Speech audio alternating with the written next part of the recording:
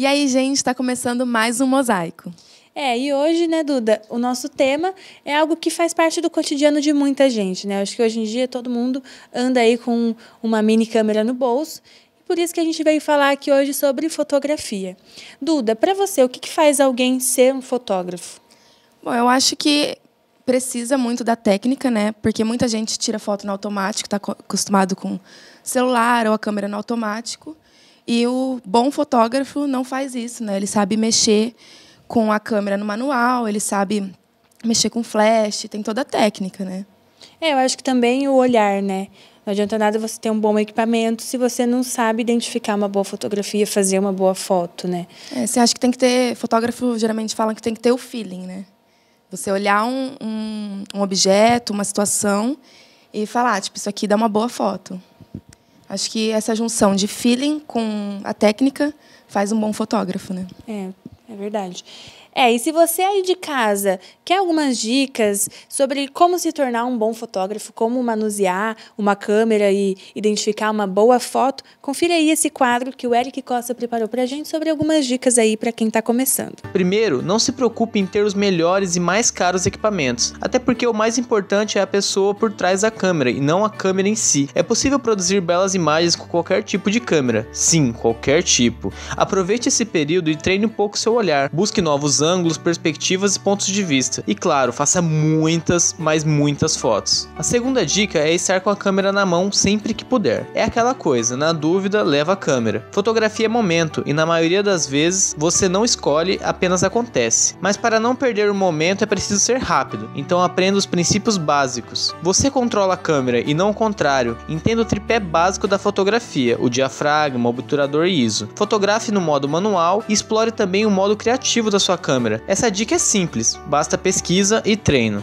Aliás, aí vai a quarta dica. Curta o processo de aprendizado e fotografe regularmente. O legal da fotografia é que podemos aprender algo novo todos os dias. Comece a olhar as coisas ao seu redor com olhares de fotógrafo. Pense num ângulo diferente para uma coisa comum. Solte a criatividade. O ideal seria fotografar todos os dias. Essa é a melhor forma de treinar a técnica e o olhar. Se não for possível todos os dias, tente fazer o mais frequente possível. Se você ficar muito tempo sem, provavelmente vai esquecer das técnicas que aprendeu. Outra grande dica, já seguindo mais ou menos o que eu já falei, é sempre buscar inspiração. Não só no início, mas sempre. Veja trabalho de fotógrafos consagrados no tema de sua preferência. Compre livros de fotografia e pare um tempo em cada foto. Olhe com calma, preste atenção na composição, no objeto de destaque, nos componentes da imagem. Imagine como aquilo foi pensado, quais as configurações foram usadas. A parte técnica é apenas o começo, pois o trabalho de fato começa quando aprendemos a compor uma boa imagem, aquela que desperta interesse e prende a atenção. Outra coisa legal da fotografia é editar suas fotos. O processo fotográfico não termina quando você pressiona o botão da câmera. Depois que você passou suas fotos para o computador, é hora de editar. Entenda que isso faz parte do processo e é necessário sim. Não faça como alguns iniciantes que pensam que o bom fotógrafo é aquele que não precisa editar bem suas imagens. Quando se tem mais experiência e olhar apurado, é fato que você vai gastar um tempo editando suas imagens e melhorando o contraste, claros, escuros, ruído, nitidez, temperatura de cor e etc. Então, gostou das dicas? Por hoje é só, mas gaste o clique da câmera bastante. Fotografia se aprende em sua maior parte na prática.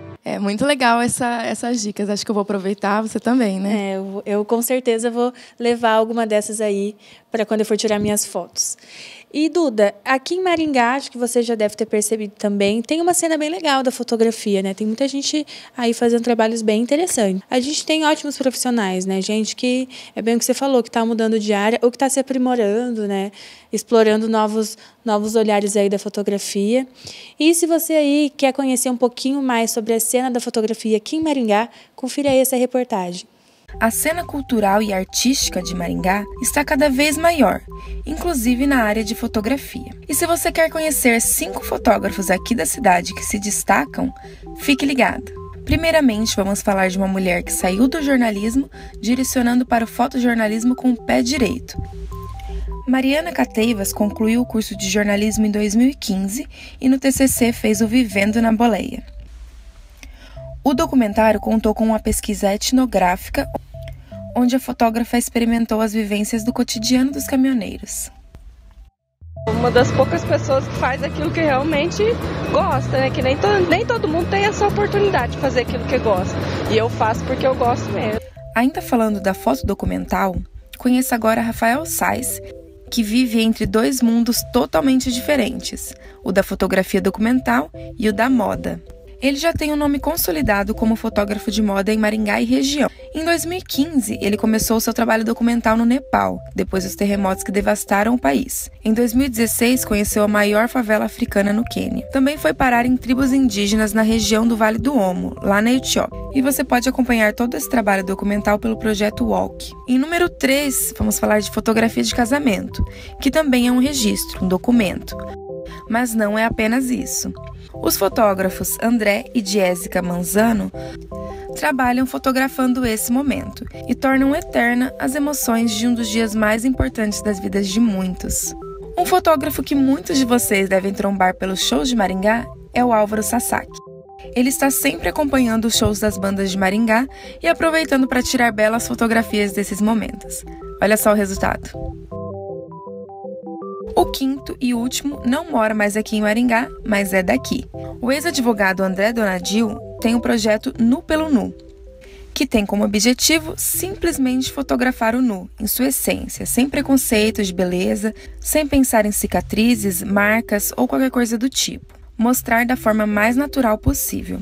E agora a gente vai falar vai ter uma amplitude um pouco maior. Vamos falar um pouquinho dos fotógrafos brasileiros. E é legal a gente também abrir um pouco o olhar, ver que tem gente fazendo trabalhos muito legais aí pelo nosso país e que está levando, o nosso nome aí do Brasil para fora, né? Bom, e se você quer ficar sabendo quem são os 5 mais famosos daqui do Brasil, se liga nessa reportagem.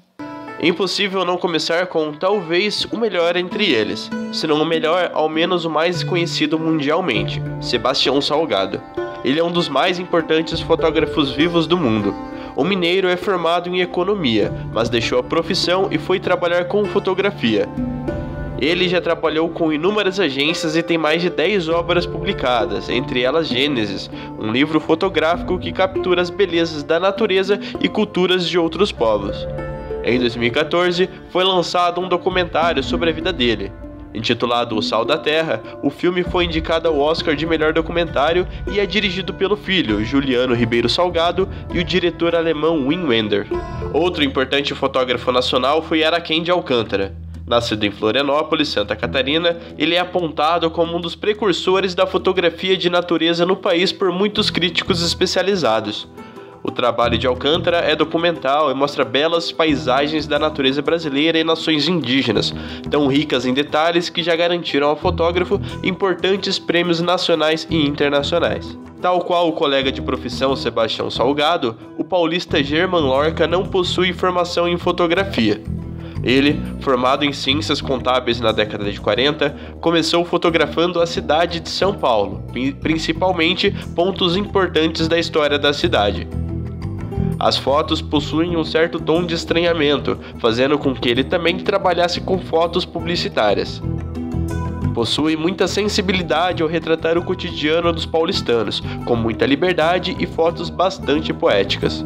Ao contrário dos citados anteriormente, o fotógrafo baiano Gervásio Batista começou cedo na fotografia, ainda adolescente. Reconhecido fotojornalista, ele registrou muitos dos principais eventos da história mundial e brasileira, como o enterro do ex-presidente Getúlio Vargas e fotos importantes da ditadura militar.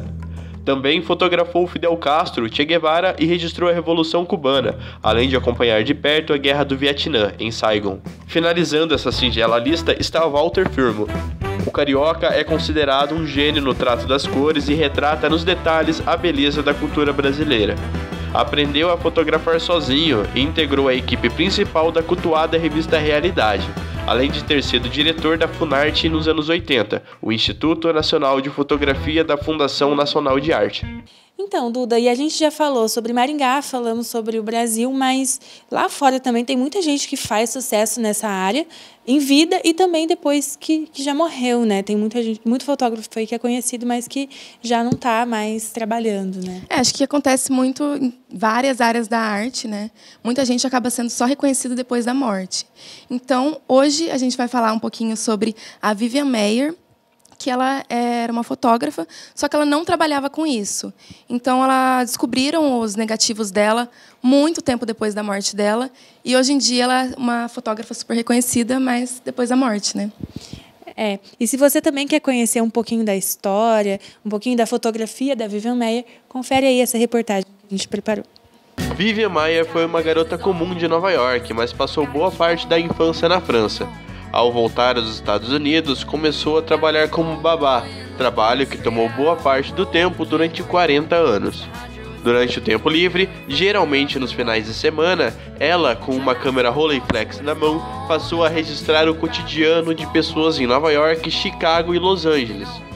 Estima-se hoje que ela tirou mais de 150 mil fotografias. Durante a vida, essas fotografias eram desconhecidas. Pouquíssimas pessoas sabiam dessa paixão pela foto, e muitos negativos foram sequer revelados. Um certo dia, em 2007, John Maloof, um colecionador de Chicago, comprou algumas das fotografias de Vivian, enquanto que outros 2 colecionadores, no mesmo ano, encontraram muitos negativos que não tinham sido revelados pela fotógrafa. Um desses colecionadores postou algumas dessas fotos na internet no ano seguinte, com pouquíssima repercussão. Em 2009, porém, Maloof postou muitas fotos dela em seu blog pessoal e em uma famosa rede social de fotografia, tornando essas fotos virais e gerando muita repercussão mundial. Desde então, devido ao forte apelo e interesse das pessoas, as fotografias de Vivian Maier começaram a rodar o mundo em exposições gigantescas. Todo esse processo foi filmado, inclusive a busca dos colecionadores por informações da reclusa e misteriosa vida pessoal de Vivian Maier, e lançado no documentário Finding Vivian Maier. O filme foi indicado ao Oscar de melhor documentário em 2014. Bom, e nosso programa está chegando ao fim. Você aí de casa, continue aí acompanhando a programação da TV Unicesumar e até mais. Tchau!